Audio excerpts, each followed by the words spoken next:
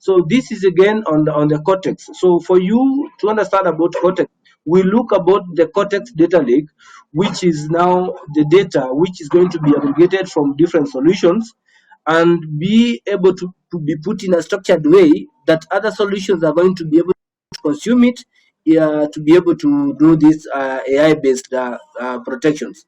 So we'll be focusing today mostly on the securing the enterprise where the NGFW is going to lie. Now, we need to understand from the beginning what used to happen so that we can be able to understand, have the clear picture on where we're coming from and where we are going. So everybody asks themselves, what is our next generation firewall? Where did it come from? So again, we we've been transitioning or evolving from different security solutions whereby we used to block or protect based on layer 3 and layer 4, what you used to call layer 4 or layer 3 firewalls, whereby we used to block things based on the port and the IP address.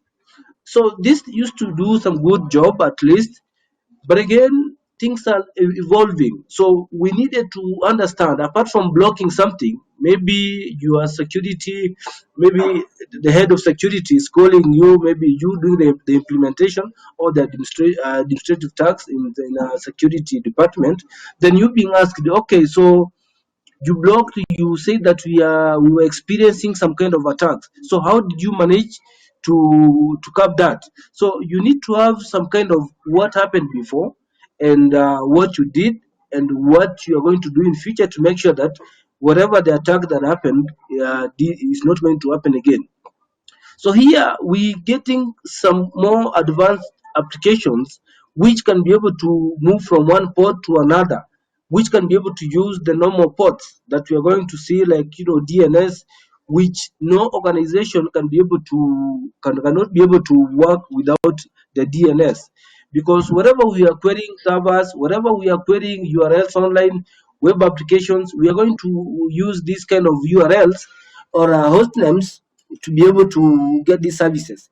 So DNS again, we understand that it uses port number 53. So how are these legacy policies, which are based on the ports, can be able to again be part of the vulnerabilities or increase the gaps that we're creating in our environment to that make us be more exposed than we thought that we are trying to protect ourselves. So by other applications like BitTorrents, which normally uses some of these ports. So let's say you had opened bot number 80 and port number 53. So then you want to block some things like BitTorrent. So BitTorrent again can be able to use like generally any port which is open. So to some extent, it tries to do like what other applications do, like trying to scan which port is open, and they can be able again to use this. So we had to use these kind of firewalls to be able to protect. Remember, before the inception of the internet, we didn't have these bad guys. We used to stay in peace, one compound and the other, people can be able to walk in before people started seeing, this is my land, this is my Hi, house. Yeah. Ezra. The attendants are requesting that you make your presentation a bit visual.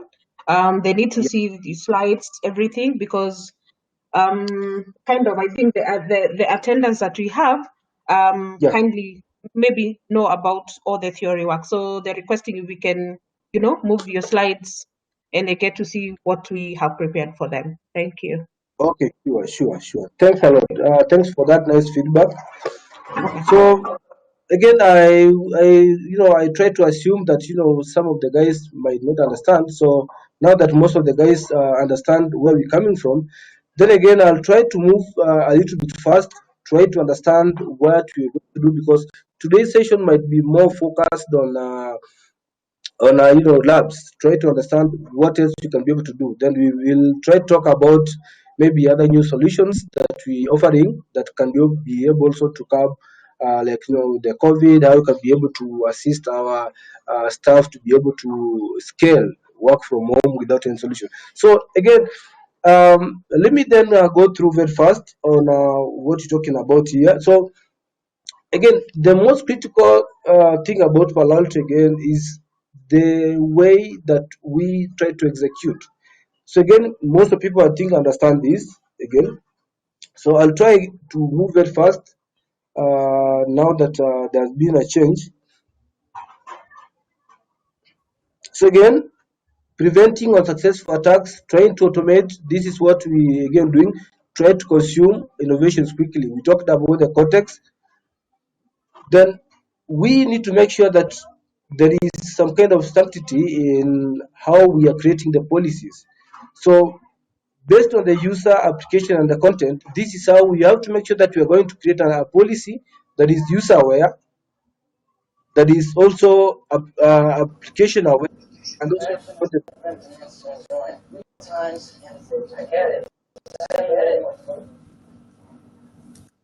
No?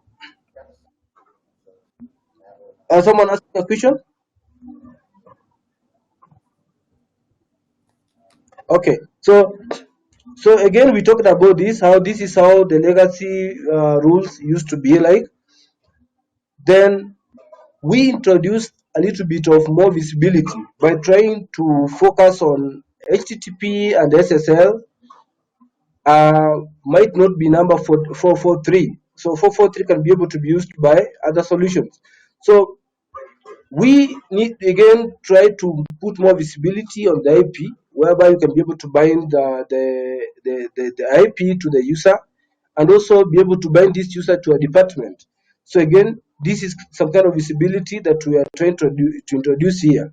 Then also the outside that the destination IPs, we also focused map them to more regional based, like can be able to map an IP to a country, and also try to understand what these guys are also trying to do. For example, content aware.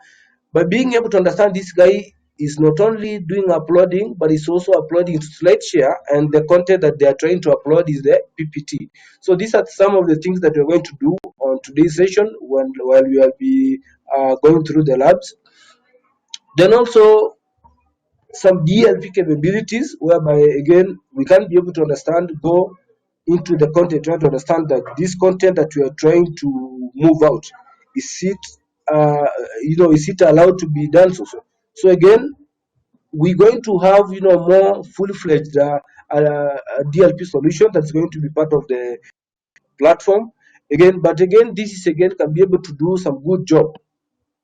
So the way again the legacy solutions used to do their stuff, we also moved and did you know consolidating all these solutions. So by default, you realize that user ID, content ID, and application, they come by default, and this was the part of the next generation firewall. So again, you can realize that at the moment also some guys are still licensing app ID.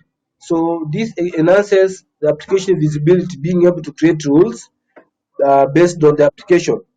Like AVC nowadays from Cisco, this can be able to be licensed, but application ID again in Palo Alto, this is free. So again, this enhances on how we can be able to be competitive in the market. Then also other subscriptions that you can be able to do is Wildfire, which is our sandbox environment. Yes, So excuse me, Ezra. We yes, people are not able to see your presentation, and that's what the attendants are asking for. So can you move your slide so that they see when you're talking about the next gen firewalls, when you're talking about the subscriptions, all that. That's what they're asking for, and oh we're okay, not sorry. we're not So able to see anything. Yeah. oh sorry about that. Oh my god.